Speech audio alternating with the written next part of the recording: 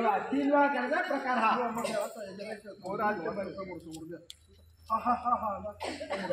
आता पहिले ऐकून घ्या. मध्ये दुसरं सांगणार आहे नंतर. हा प्रकार झाला 2 प्रकार. चला मी 1 2 3 म्हटल्यावर सुरू करायचं. एकमेकाच्या डोळ्यात बघायचे 100% करायचं आहे. लाजायचं नाही. 1 2 3.